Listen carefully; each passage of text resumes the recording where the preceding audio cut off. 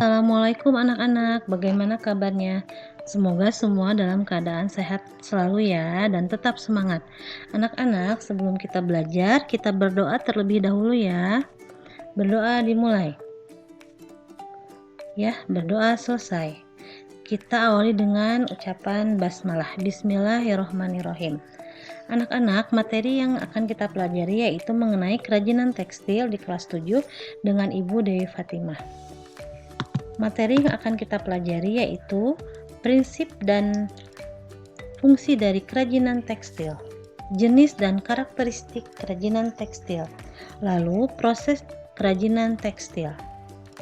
Apa itu kerajinan tekstil? Kerajinan tekstil adalah suatu karya yang dibuat dari berbagai bahan tekstil. Bahan tekstil pada umumnya berasal dari serat atau benang yang diolah menjadi sebuah kain. Hanya menggunakan bahan kain saja kita bisa membuat banyak sekali kerajinan tekstil yang unik dengan mudah. Bahan tekstil ini biasanya digunakan untuk berbagai kebutuhan sehari-hari. Salah satunya adalah busana dan pakaian. Lalu, bagaimana fungsi dari kerajinan bahan tekstil? Ada 4 fungsi, yaitu sebagai fungsi penghias, kerajinan yang dibuat semata-mata sebagai hiasan atau benda sebagai pajangan suatu ruangan dan tidak memiliki makna tertentu selain menghias. Contohnya hiasan dinding. Dan yang B, fungsi benda pakai, kerajinan yang dibuat berdasarkan tujuan untuk digunakan sebagai kebutuhan sehari-hari. Contohnya busana, tas, dan aksesoris. Dan yang C, fungsi kelengkapan ritual, yaitu kerajinan yang mengandung simbol-simbol tertentu dan berfungsi sebagai benda magis berkaitan dengan kepercayaan dan spiritual. Contohnya ulos, yaitu kain tenun tersebut dikenakan saat upacara pernikahan, pemakaman, dan juga pesta adat lainnya. Yang D, fungsi simbolik, yaitu kerajinan tekstil tradisional selain sebagai hiasan juga berfungsi melambangkan hal tertentu yang berhubungan dengan nilai spiritual. Contohnya tapestri, tenun, dan batik yang dibuat dengan motif simbolik. Berikut contoh fungsi penghias, yaitu hiasan dinding teknik batik. Nah, ini contohnya. Yang kedua, ini adalah contoh benda pakai, fungsi benda pakai. Bisa juga aksesoris ya, yaitu tujuannya dibuat berdasarkan tujuan untuk digunakan sebagai kehidupan sehari-hari. Nah, ini fungsi kelengkapan ritual. Ini adalah contoh dari tenun ulos. Dan yang D yaitu contoh dari fungsi simbolik. Ini contoh dari tenun sindelio sebagai penolak bala ya ini. Lalu, fungsi benda pakai juga bisa menjadi fungsi penghias, yaitu contohnya ini sapu tangan yang dominan sebagai fungsi pakai, lalu sapu tangan dengan tambahan unsur ornamen tetap masih dapat digunakan sebagai lap wajah. Nah, ini sebagai fungsi penghias, sapu tangan yang syarat dengan unsur estetik tidak untuk digunakan kecuali hanya sebagai hiasan. Lalu, bagaimana dengan jenis dan karakteristik kerajinan tekstil? Nah, bahan tekstil dikelompokkan menurut jenisnya, yaitu ada serat alam, serat sintetis, dan serat campuran. Ya, kita lihat contoh yang serat berasal dari alam. Nah, ini ada serat wool, serat linen, serat kapas, dan serat asbes. Lalu kita lihat lagi yuk, serat sintetis. Nah, ini adalah contoh dari rayon, nilon, dan polister. Lalu bagaimana dengan serat campuran? Nah, serat campuran penggunaannya bahan-bahan alami dan sintetis dapat dicampurkan untuk memperbaiki kualitas bahan, yaitu contohnya tetoron cotton, yaitu campuran dari polister dan katun. Lalu ada toteron rayon, campuran dari polister dan rayon. Ya, ini contohnya. Lalu juga yang akan Ibu jelaskan yaitu tadi mengenai teknik pembuatan kerajinan tekstil ada yang struktural dan ada dekoratif. Struktural teknik susunan garis, bentuk warna, dan tekstil dari suatu kerajinan tekstil dibentuk dari bahan yang dijalin sesuai teknik pembuatannya, yaitu contoh tas yang dibuat dengan teknik rajut. Lalu yang B, dekoratif teknik adalah sentuhan atau perlakuan yang diberikan pada permukaan busana yang memperindah penampilan. Kita lihat contohnya, struktural teknik. Nah, ini ya contohnya. Contoh kerajinan tekstil berbentuk struktural. Lalu yang berbentuk jenis kerajinan tekstil dekoratif. Nah, ini. Bagaimana proses produksi kerajinan? Nah, kita lihat proses kerajinan tekstil tapestry. Apa itu tapestry? Tapestry berasal dari kata dari bahasa Prancis yang berarti penutup lantai atau bahasa Latin trapesium. Sedangkan dalam bahasa Indonesia disebut permadani. Nah, bagaimana alat-alat dan bahan pembuatan tapestry? Yang pertama yaitu bentangan atau spanram, yang B gunting, C sisir, D paku penggulung, yang E jarum pipih kayu, dan F benang.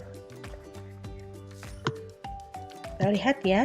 Nah, ini teknik kerajinan tapestry. Nah, ini yang ke-1 ya. Pasang benang lungsi pada pemindangan, lalu masukkan benang pakan pada lungsi. Lalu mengganti warna pakan sesuai motif yang diinginkan. Jika ingin menggunakan teknik rumbai, caranya demikian. Nah, hasil tenun serat hasil jadi setelah dilepas dari pemidangan. Nah, ini. Lalu hiasan tenun serat bentuk lain.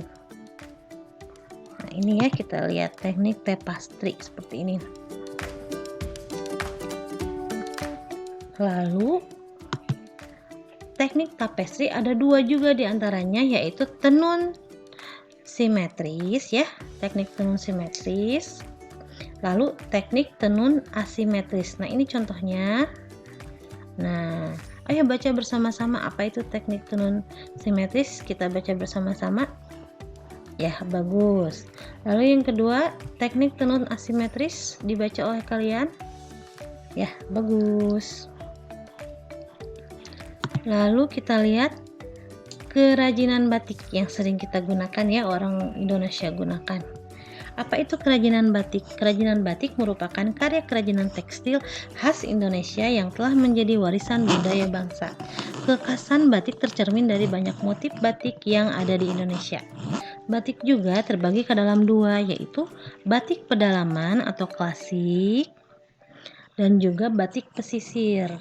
Ya, batik pedalaman adalah pengkategorian batik yang berkembang di masa lalu. Dahulu pembatik-pembatik hanya ditemui di daerah pedalaman. Selain itu juga tidak sembarang orang yang dapat melakukan proses pembatikan, sehingga jarang dijumpai di lingkungan masyarakat luas pada zaman dahulu. Lalu ada juga batik pesisir, yaitu batik yang berkembang di masyarakat yang tinggal di luar benteng keraton sebagai akibat dari pengaruh budaya daerah di luar Pulau Jawa. Selain itu adanya pengaruh budaya asing seperti Cina dan India, termasuk agama Hindu dan Buddha. Selain itu, hal ini menyebabkan batik tumbuh secara dengan berbagai corak dan beraneka ragam ya. Beberapa contoh motif batik pesisir yaitu motif tramtum yang merupakan lambang cinta kasih yang tulus tanpa syarat, abadi dan semakin lama semakin terasa subur berkembang. Motif bunga dan tumbuhan memiliki makna untuk selalu menjaga kelestarian alam. Kita lihat contoh dari batik pedalamannya atau batik klasik. Nah, ini contohnya ya, Ibu hanya memberikan contoh 4 saja. Nah, ini contoh gambar batik pedalaman. Lalu ini ada contoh batik pesisir. Nah, ini Ibu juga hanya memberikan contoh beberapa ya. Lalu kita sandingkan contoh batik pedalaman dan contoh batik pesisir. Ya, berarti betapa kayanya negara kita ya. Nah, kita lihat ya. Lalu bahan membuat batik yang diperlukan yaitu kain putih, malam atau lilin, lalu zat pewarna. Nah, ini ya.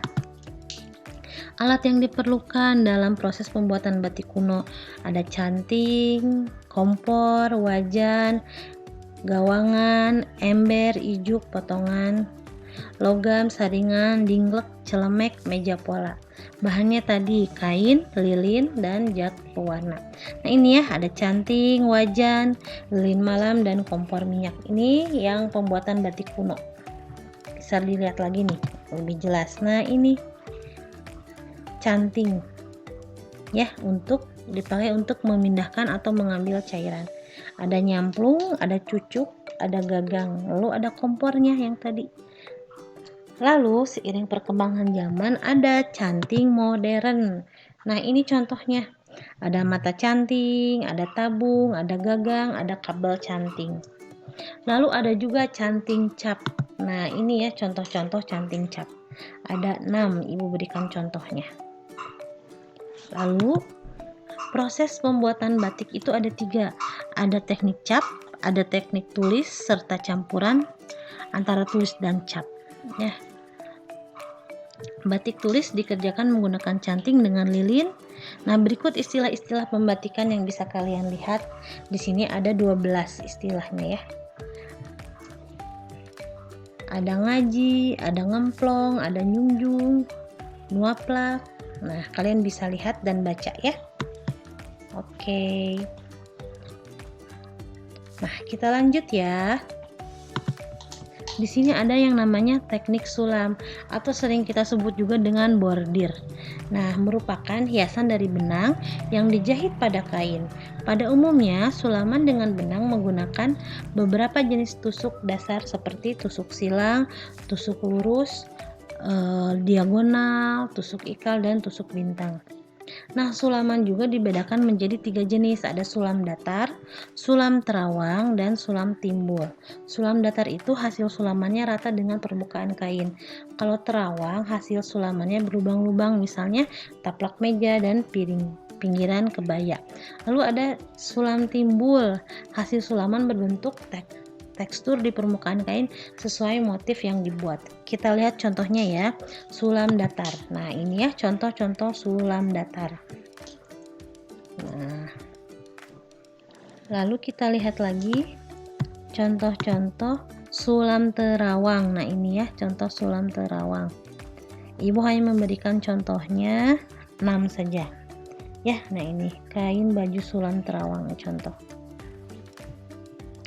Lalu ada juga sulam timbul. Nah ini contoh sulam timbul, bisa kalian lihat ya. Nah lalu ada juga namanya kerajinan jahit aplikasi. Nah ini apa itu kerajinan jahit aplikasi? Nah yaitu teknik menghias permukaan kain dengan cara menempelkan guntingan kain pada kain yang berbeda warna dengan dasar kain, kemudian diselesaikan dengan jahit tangan. Teknik sulam menggunakan tusuk hias veston. Nah ini yang pertama polanya, yang kedua, ketiga, keempat. Nah ini bagiannya atasnya ya, hasilnya nanti seperti ini. Nah, terima kasih anak-anak. Semoga kalian bisa memahami mengenai teknik-tekniknya, lalu fungsinya, serta karakteristiknya, dan juga prosesnya. Semoga bisa bermanfaat. Nah, sekarang kita mulai latihan yuk. Kita lihat latihannya seperti apa mengenai kerajinan tekstil. Nah, untuk tugas hari Kamis tanggal 19 Agustus 2021 kalian kerjakan di buku tulis. Hasilnya kirim ke link yang akan Ibu kirim ke grup WA Prakarya kelas 71 sampai kelas 76 ya. Nah ini pertanyaannya, kalian tulis di buku tulis yang pertama, yang kedua, ketiga, dan keempat. Kalian jangan lupa tulis di buku tulis, kirim ke link yang akan Ibu kirim ke WA grup ya. Bila tidak bisa masuk link, kalian kirim langsung WA via WA saja. Terima kasih, tetap semangat.